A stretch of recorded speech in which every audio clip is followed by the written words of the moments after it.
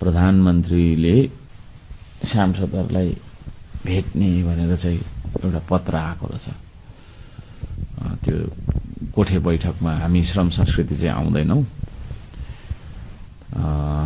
सदनको बैठकमा हामी बोल्छौं, त्यहाँ बोल्ने हो। त्यो कोठामा भेटेर, कोठे बैठकतिर भेटेर, चिया पसल र होटलतिर भेटेर त्यो कुरा गर्ने खालको मान्छे हामी होइनौं।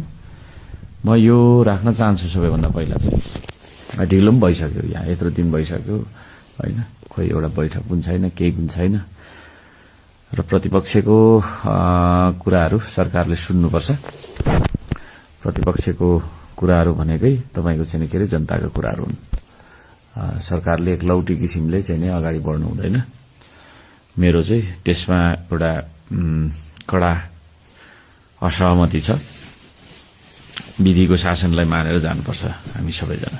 यदि त्यसो हो भने सरकार पक्षले प्रतिपक्षको प्रश्नको उत्तरहरू दिनुपर्छ र त्यो उत्तरहरू दिने ठाउँ भनेको चाहिँ कुनै एउटा कोठे बैठक अथवा चाहिँ नै कुनै अन्यत्र होइन, त्यो चाहिँ सदनकै बैठकमा दिनुपर्छ। म त्यो भन्न चाहन्छु।